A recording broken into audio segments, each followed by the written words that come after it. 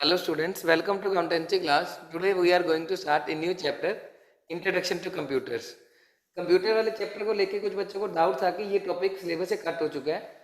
Introduction to computer वाला topic अभी भी आपके सिलेबस में, इसके बाद वाले जो टॉपिक है वो सब कट हो चुके हैं। इसके बाद जो टॉपिक आते हैं आपके पास accounting information system, management information system and computerized accounting system, तो वो टॉपिक आपके सिलेबस से कट हो चुके हैं। ये वाला चैप्टर अभी भी आपको सिलेबस के अंदर कवर करना है। तो कंप्यूटर के बारे में हम ऑलरेडी जानते हैं। कंप्यूटर क्या चीज़ होती है? कंप्यूटर एक ऐसा डिवाइस है जिसके अंदर हम इनपुट डालते हैं और आउटपुट रिसीव करते हैं। Computer is a device capable of solving problem bye accepting data, performing describe operations on the data and the supplying the results of these operations. मतलब कंप्यूटर एक ऐसा डिवाइस है जो आपकी प्रॉब्लम को डेटा से रिगार्डिंग प्रॉब्लम को solve करने में हेल्प करते हैं। कंप्यूटर के जो फीचर्स हैं, कंप्यूटर का पहला फीचर आता है computer is an automatic machine. Once the data and instruction are fed into a computer it execute them one by one without human intervention. मतलब कंप्यूटर में जो आप इंफॉर्मेशन ऐड करते हैं तो कंप्यूटर अपने आप उस इंफॉर्मेशन को लेके आपको रिजल्ट प्रोवाइड कर देते हैं।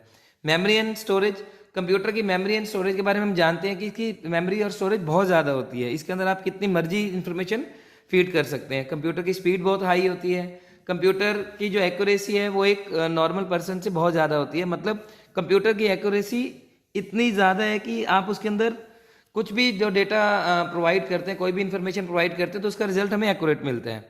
कंप्यूटर के ऊपर मतलब कितना मर्जी आप काम करते रहो, कंप्यूटर के ऊपर कोई फ़र्क नहीं पड़ता। मतलब एक इंसान अगर काम कर रहा है तो एक टाइम के बाद वो थक जाता है, लेकिन कंप्यूटर पे आप कितनी देर मर्जी काम करते, कंप्यूटर पे कितना लंबा टाइम काम करते रहें, वो आदमी की तरह थकता नहीं है। उसके बाद इसकी जो अप्रोच है वो साइंटिफिक अप्रोच है। मतलब कंप्यूटर जो है वो इमोशनल होकर काम नहीं करता। आपकी जो प्रॉब्लम है वो आपकी प्रॉब्लम को सोल्व करता है, आपके डेटा को अच्छे तरीके से सोल्व करके एक्यूरेसी के अकॉर्डिंग आपको प्रोवाइड करते हैं। कंप्यूटर एक वर्सटाइल मशीन है। मतलब इसकी जो कैपेबिलिटी है परफॉर्मेंस देने की तो वो बहुत ज़्यादा लेवल पे है। Uses of special language, computer की अपनी लैंग्वेज है जैसे कि बेसिक, कबोल, पास्कल, फोर्ट्रेन। उसके बाद डिटेल इंस्ट्रक्शन है। कंप्यूटर के अंदर इतनी इंस्ट्रक्शंस होती हैं, आपको कोई भी इसके अंदर डेटा प्रोवाइड करना है, कोई भी इंफॉर्मेशन आपको चाहिए तो पूरी इंफॉर्मेशन के साथ, डिटेल इंस्ट्रक्शंस के साथ आपको ये डेटा प्रोवाइड करते हैं। और यूज़ ऑफ बाइनरी सिस्टम, ये हम लोग जानते हैं कि जो कंप्यूटर की लैंग्वेज है वो बाइनरी लैंग्वेज है, उसके अकॉर्डिंग कंप्यूटर काम करते हैं। एक computer is different from calculator, ये तो हम लोग जानते हैं कि कंप्यूटर कैलकुलेटर से डिफरेंट है क्योंकि कैलकुलेटर की एक लिमिटेशन है। कैलकुलेटर एक लिमिटेड लेवल पे काम करता है, डेटा को परफॉर्म करता है, लेकिन कंप्यूटर की कोई लिमिटेशन नहीं है। उसके बाद आता है कंप्यूटर की लिमिटेशंस क्या है। देखो कंप्यूटर की बहुत ज़्यादा बेनिफिट्स हैं लेकिन कुछ लिमिटेशंस भी हैं। सबसे पहले लिमिटेशन आती है lack of decision making. Computer अपने आप कोई डिसीजन नहीं ले सकता। मतलब आप कंप्यूटर में जो डेटा उसके अंदर प्रोवाइड करते हैं, कंप्यूटर उसी का ही आपको रिजल्ट देगा, अपने आप डिसीजन नहीं ले पाएगा किसी चीज़ का। कंप्यूटर का कोई आईक्यू लेवल नहीं होता, कंप्यूटर का कोई कॉमन सेंस नहीं है। मतलब आप कंप्यूटर पे काम कर रहे हैं तो ये नहीं है कि कंप्यूटर अपने आप किसी भी चीज़ को परफॉर्म करेगा, उसकी कोई कॉमन सेंस नहीं है, कंप्यूटर की कोई फीलिंग नहीं है, उसकी कोई इमोशंस नहीं है। तो इसलिए ये कुछ इसकी लिमिटेशन रहती हैं। कंपोनेंट्स क्या है कंप्यूटर सिस्टम के? कंपोनेंट में आते हैं सबसे पहले keyboard, CPU, monitor and magnetic recorder. Keyboard जो हम लोग देखते हैं कि जिससे हम डेटा उसके अंदर ऐड करते हैं, जिससे टाइपिंग, मतलब आप लेके चलते हैं कि टाइपराइटर की तरह होता है कीबोर्ड, टाइप करते हैं आप जो भी डेटा और वो हमारी स्क्रीन पे शो होते हैं। सीपीयू जिसके अंदर ये सारे आपके हार्डवेयर उसके अंदर लगे होते हैं कंप्यूटर से रिगार्डिंग। मॉनिटर जो हमारी स्क्रीन होती है जिसपे हमारे को डेटा नजर आ रहा होता है। मैग्नेटिक रिकॉर्डर जिसके अंदर हम सारा डेटा स्टोर करते हैं। तो इसके अंदर हमारे पास दो तरह की मेमोरीज आती है। एक वायलेट, मतलब जिसके अंदर आप टेम्परेरी बेस पे डेटा रिकॉर्ड करते हो, और एक आपके पास आते हैं जिसके अंदर हम परमानेंट बेसिस पे डेटा रिकॉर्ड करते हैं, तो वो मैग्नेटिक रिकॉर्डर आ जाता है। कंप्यूटर के एलिमेंट्स क्या है?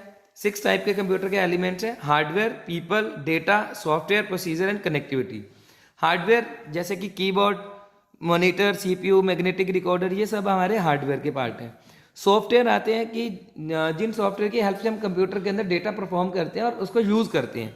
डिफरेंट टाइप के सॉफ्टवेयर आते हैं जैसे कि operating software, utility software, application software, system software, language processor, तो ये कनेक्टिविटी सॉफ्टवेयर, ये अलग अलग टाइप के सॉफ्टवेयर आते हैं। जैसे ऑपरेटिंग सॉफ्टवेयर के अंदर पार्ट आते हैं डोज, डीओएस, एमएस, विंडोज़, ये ऑपरेटिंग सॉफ्टवेयर है जिससे कंप्यूटर को हम ऑपरेट करते हैं। मतलब विदाउट विंडो आप कंप्यूटर को यूज़ ही नहीं कर सकते। लेकिन एप्लीकेशन सॉफ्टवेयर होते हैं जो हम अप्लाई करते हैं, मतलब जो हमें अलग से सॉफ्टवेयर मिलते हैं और अपने यूज़ के अकॉर्डिंग उनको उसके कंप्यूटर के अंदर अप्लाई करते हैं और उसको यूज़ करते हैं, जैसे कि एक्सेल और टैली हो जाता है। अब देखो आपको हर किसी पर्सन को टैली की ज़रूरत नहीं है, टैली की ज़रूरत सिर्फ उसी पर्सन को पड़ती है जिसको अकाउंटिंग डेटा तैयार करना है। तो डिफरेंट टाइप के हमारे पास सॉफ्टवेयर आ जाते हैं। पीपल जो कंप्यूटर को यूज़ करते हैं, जो ह्यूमन वेयर है, people are basically those individuals who are hardware and software to develop, who use hardware and software to develop, maintain the use of information system residing in the computer memory। तो ये सब हम people के अंदर आते हैं, जो मतलब पीपल मतलब जो कंप्यूटर के हार्डवेयर सॉफ्टवेयर को यूज़ करते हैं। प्रोसीजर, जिस प्रोसीजर से कंप्यूटर काम करता है, मतलब हम उसमें इनपुट डालते हैं और आउटपुट रिसीव करते हैं, जो कंप्यूटर प्रोसीजर है कंप्यूटर का। डेटा जो उसके अंदर फीड किया जाता है। कनेक्टिविटी मतलब जिस तरीके से हम कंप्यूटर को कनेक्ट करते हैं। एक कनेक्टिविटी मतलब the element of connectivity refer to the way in which a computer system is connected to other electronic devices and link up such as satellite link, telephone lines etcetera. तो ये connectivity के part आ जाते हैं। उसके बाद आते हैं हमारे पास कमर्शियल सॉफ्टवेयर। ये सॉफ्टवेयर यूज इन बिजनेस, मतलब कंप्यूटर को हम यूज ही क्यों करते हैं, कंप्यूटर को हम पढ़ ही क्यों रहे हैं। मतलब आप लोग देखो अकाउंट्स करते करते कंप्यूटर का चैप्टर क्यों पढ़ रहे हैं, क्योंकि कंप्यूटर को बिजनेस में यूज किया जाता है। तो मेनली जो हमारे को सॉफ्टवेयर मिलते हैं वो है तीन अलग। एक आता है इलेक्ट्रॉनिक स्प्रेडशीट्स, एक वर्ड प्रोसेसर, एक डेटाबेस मैनेजमेंट। मतलब इलेक्ट्रॉनिक स्प्रेडशीट्स होती है जिसके अंदर आपको एक बड़े लेवल पे डेटा को रिकॉर्ड करना है और एनालाइज करना है, तो वो इलेक्ट्रॉनिक स्प्रेडशीट्स हैं। मतलब इसके अंदर आप कितनी मर्जी कैलकुलेशंस कर सकते हैं, कितनी मर्जी इसके अंदर आप फिगर फिल कर सकते हैं, कोई मर्जी कॉलम बना सकते हैं, size and number of column आप इंक्रीज कर सकते हैं, डिक्रीज कर सकते हैं। फॉर एग्जांपल आपको पेरोल अकाउंटिंग सिस्टम तैयार करना है। पेरोल अकाउंटिंग सिस्टम मतलब सैलरी के लिए आपको कोई रिपोर्ट तैयार करनी है। अब देखो एक कंपनी के अंदर बहुत सारे एम्प्लॉयज़ हो सकते हैं, तो उनकी जो सैलरी का रिकॉर्ड रखना है तो वो आप इलेक्ट्रॉनिक स्प्रेडशीट की हेल्प से कर सकते हैं। अगर आपको कोई कैलकुलेशन चेंज करनी है, recalculation if some values are change, तो वो आप इलेक्ट्रॉनिक स्प्रेडशीट की हेल्प से कर सकते हैं। ग्राफिकल रिप्रेजेंटेशन करनी है आपको, तो वो भी आप इजीली कर सकते हैं। डेप्रिसिएशन अकाउंटिंग लगानी है, कोई बजटिंग और फाइनेंशियल फोरकास्टिंग करनी है, या आपको कोई रिपोर्ट तैयार करनी है, तो मतलब कोई भी किसी भी टाइप की रिपोर्ट तैयार करनी है तो वो आप इलेक्ट्रॉनिक स्प्रेडशीट की हेल्प से कर सकते हैं। तो ये एक बिजनेस के लिए बहुत हेल्पफुल रहते हैं। उसके बाद आते हैं हमारे पास वर्ड प्रोसेसर। इसकी तो जो रेंज है वो बहुत मतलब वास्ट लेवल पे है। मतलब आप वर्ड प्रोसेसर के अंदर बहुत डिफरेंट लेवल पे काम कर सकते हैं और एक बिजनेस के लिए बहुत हेल्पफुल रहता है। मतलब नॉर्मली जो वर्ड प्रोसेसर है वो यूज़ किया जाता है लेटर को ड्राफ्ट करने में, रिपोर्ट्स को तैयार करने में। मतलब टेक्स्ट मटेरियल जो आप अपनी स्क्रीन पे चाहते हैं उसको वीडियो में कन्वर्ट करना चाहते हैं, तो वो सब आप वर्ड प्रोसेसर की हेल्प से कर सकते हैं। Instead of typing the full matter again, any word, line और paragraph previously type can be change, erased. मतलब ये इसके एडवांटेजेस आ जाते हैं। मतलब आपको कोई भी मैटर टाइप करना है तो दोबारा टाइप करने की ज़रूरत नहीं है, आप वहाँ से कॉपी करके कर सकते हैं। कोई वर्ड, कोई लाइन, पैराग्राफ आपको चेंज करना है तो ईजिली आप उसको कर सकते हैं, उसको कहीं शिफ्ट करना है। Printing facilities are also available in the word processor. The matter once type can be arrange in the different format styles, also in desired width of the page. The word processor also help in checking the spelling of words. It also help the user in word finding the suggestion and displaying the words. ये जो हम लोग Microsoft word use करते हैं वो word processor का ही part है। तो मतलब कोई आपने लेटर टाइप करना है, कोई डॉक्यूमेंट तैयार करना है, कोई कॉन्ट्रैक्ट के रिगार्डिंग लेटर तैयार करना है, तो वो वर्ड प्रोसेसर की हेल्प से तैयार कर सकते हैं। आपको कोई लेटर ऑफ कॉमन रिप्लाई, मतलब आपको कोई कॉमन रिप्लाई करना है सभी को, बहुत सारे लोगों को आपको एक ही लेटर भेजना है, तो आप एक बार लेटर टाइप करेंगे और बहुत सारे लोगों को वो लेटर सेंड कर सकते हैं डिफरेंट एड्रेसेस पे। कोई डाटा को रिमाइंडर्स भेजना है वो आप वर्ड प्रोसेसर पे कर सकते हैं। कोई कॉन्ट्रैक्ट के केस में आपको कोई लेटर टाइप करना है तो वो भी आप वर्ड प्रोसेसर की हेल्प से कर सकते हैं। उसके बाद आता है database management. It record all the useful and relevant information relating to business at one centralize place. मतलब आप बिजनेस की जितनी भी इंफॉर्मेशन है उसको एक जगह पे रख सकते हैं। बिजनेस में हमें बहुत सारी इंफॉर्मेशन चाहिए होती है regarding purchase and sale of goods, data collection, expenditure and income relating to various heads. The data fed into the computer may be rearrange in describe order and different calculation can be perform. For example, we can obtain duly prepared and reconciled trial balance and final account anytime when desired. Similarly, we may obtain the list of customers city-wise or size-wise. If we desire to inquire about the customer who owes us an amount exceeding 10,000, such queries are replied in no time.